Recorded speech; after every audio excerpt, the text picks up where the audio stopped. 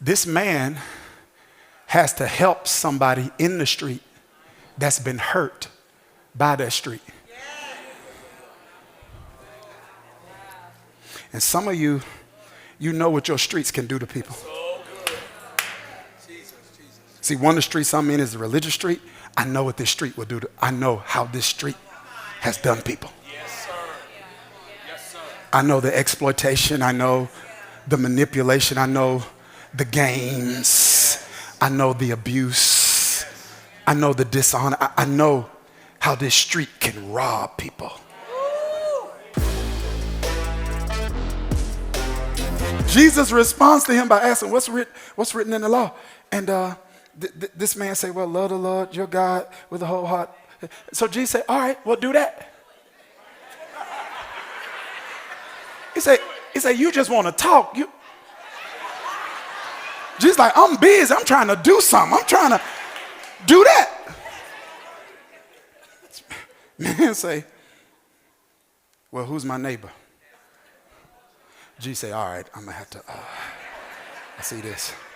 So he tells this story. This is so interesting. He said, a man was going from Jerusalem to Jericho, and he got attacked by robbers. They strip him of his clothes, they beat him, and they leave him half dead. They abandon him. And while this man is laying there, he's in the street.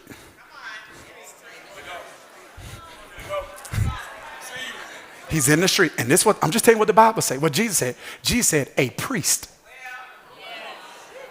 a religious leader, a Christian.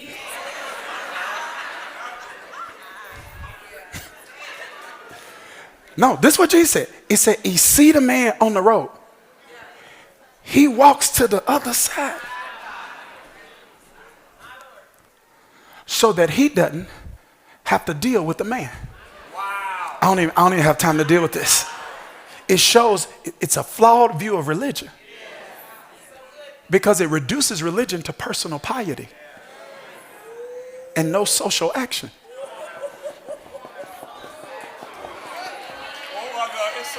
I want to be holy without helping people.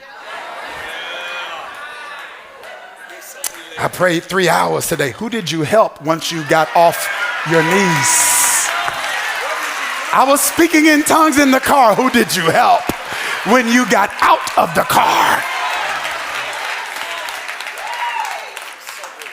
They said, so there's another one there's another man the Bible calls a Levite who was not necessary. You could be a priest and a Levite, but just because you're a Levite doesn't mean you're a priest. You could be a door holder. You could be a singer.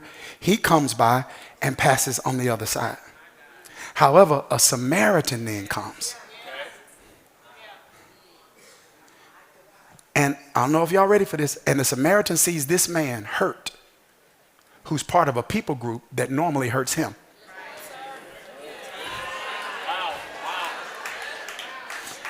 That relationship was so hostile that in John 4, when Jesus is talking to that woman at the well, when we had the husbands, right? Remember the disciples, they marveled that he even talked to her. It's like, that's how hostile that relationship was between these two people. It's like, I can't believe he even talking to her. So out of all people, you would think. I got to wrap up. You would think that the priest or the Levite would have helped. But the Samaritan, who's on his way somewhere else. So he using the street because he think the street is supposed to take him to a destination. He think he just on the street because the street's going to get him where he trying to go. He's got somewhere he's trying to go in life. And he's thinking this street is going to get him to where he wants to go. And he's thinking that's the reason he's on the street. Not realizing that sometimes God puts you on the street. Not because of what you're going to do on the street, but because who you're going to run into. Some of you are wondering, why am I on this street? And God's like, it's not even about the place, it's about the people.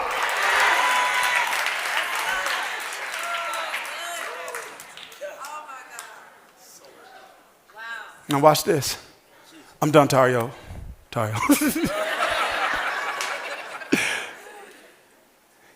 This man has to help somebody in the street that's been hurt by that street.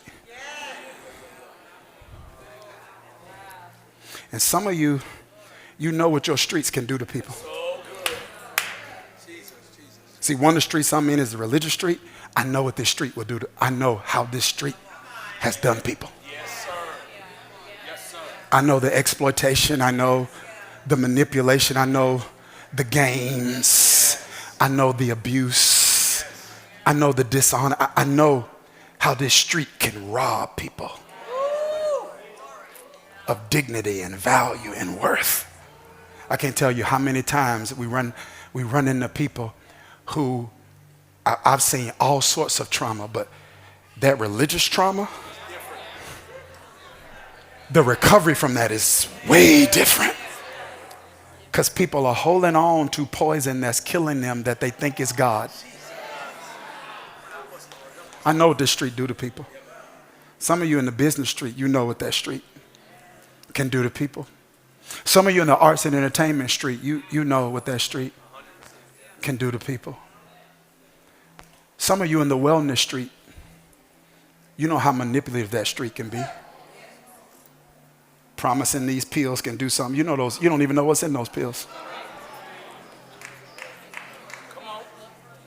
Come on. Got people standing on their head to strengthen neck muscles. Come on, you know what your street can do to people. Here, I got to go. Here's the lesson. Here's the revelation, guys. This is what's on my heart for us. I don't know if many of us, if we were that Samaritan, if we would have did what that man did. Because there's no way you can be a Samaritan and not have been hurt by the people you're getting ready to help.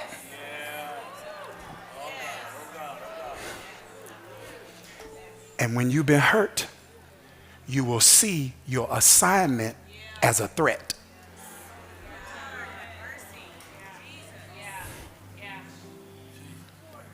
It took courage to get off that horse.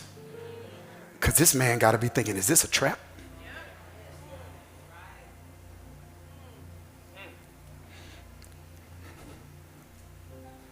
And the enemy wants to use the wounds of our past to make us unwilling to help those we're assigned to in our future.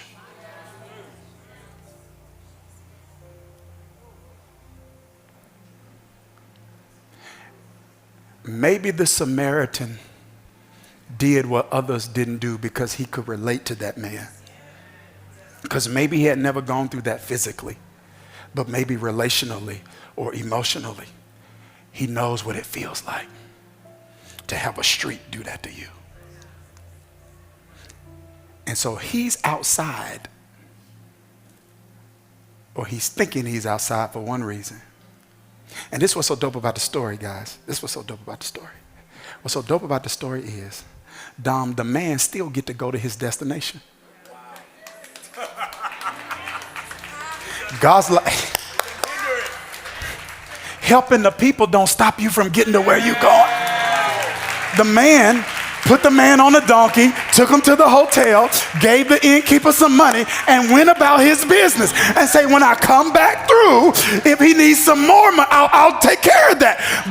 But helping people on your street doesn't stop you from getting to your destination. That's so good.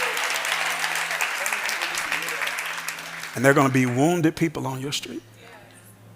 And you can't let your wounds that you got on your street stop you from helping the wounded that you've been assigned to. Because something that looks like a threat might be your assignment.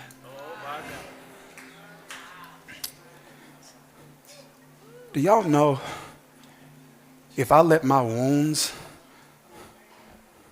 stop me from helping the wounded, I wouldn't be pastoring right now?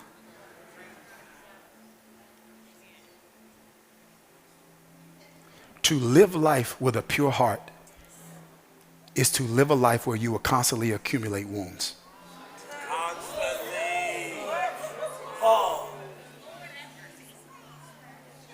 Because pure hearts, if something everybody want, but few people actually appreciate.